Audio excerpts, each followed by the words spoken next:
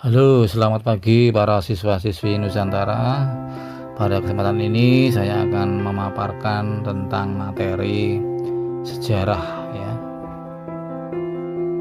Sejarah apa? Yaitu sejarah negara kita Indonesia dari tahun 1945 sampai dengan 1949. Rentang waktu tersebut ya, itu banyak sekali peristiwa-peristiwa penting, peristiwa-peristiwa bersejarah yang perlu kita ingat. Nah, diawali dari datangnya sekutu. Sekutu ini ternyata tidak sendirian, anak-anak. Mereka diboncengi oleh Nica yang tak lain adalah Belanda. Dan ini tidak diterima oleh masyarakat Indonesia karena Belanda datang untuk menjajah lagi. Maka dari itu banyak sekali pada rentang waktu tersebut banyak terjadi peristiwa-peristiwa pertempuran, peperangan, antara lain Bandung Lautan Api, Puputan Margarana, peristiwa 10 November Surabaya, dan lain-lain ya. Kemudian untuk menghindari jatuhnya korban yang sudah terlalu banyak itu, maka kedua belah pihak bersepakat untuk mengadakan sebuah perundingan yang namanya perundingan Linggarjati. Kenapa Linggarjati? Karena diadakan di Linggarjati, Cirebon, Jawa Barat ya. Kemudian tanggal 27 Mei 1947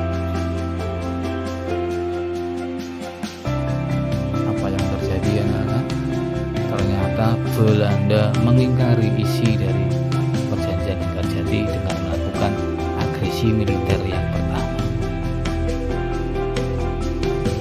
17 Januari 1948, kedua belah pihak lagi-lagi membuat sebuah kesepakatan.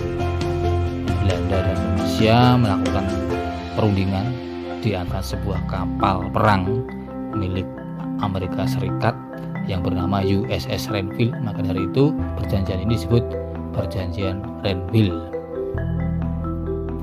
19 Desember 1948, lagi-lagi Belanda mengingkari isi dari Perjanjian Renville dengan melakukan sebuah agresi.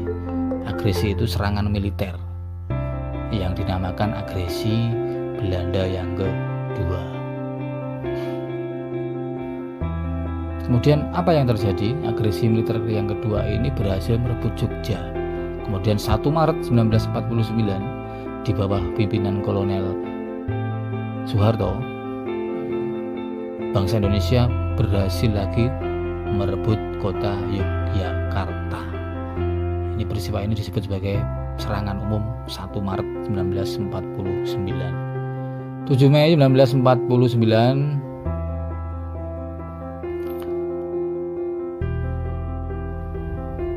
akibat dari peperangan tersebut yang menimbulkan banyak korban, dunia internasional menekan kedua belah pihak untuk berunding lagi ya. Berunding namanya perundingan Rumroyen, kemudian dilanjutkan dengan perundingan yang lain. Dan ini Belanda menyadari bahwa dengan cara militer ternyata susah untuk menguasai kembali Indonesia. Maka dari itu tanggal 23 Agustus sampai 2 November 1949 terjadilah sebuah perundingan di Den Haag ya, Belanda. Perundingan ini dinamai KMB, Konferensi Meja Bundar.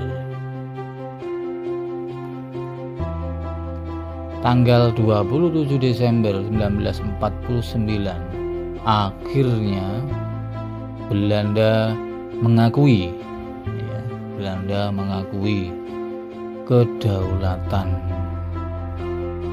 Republik Indonesia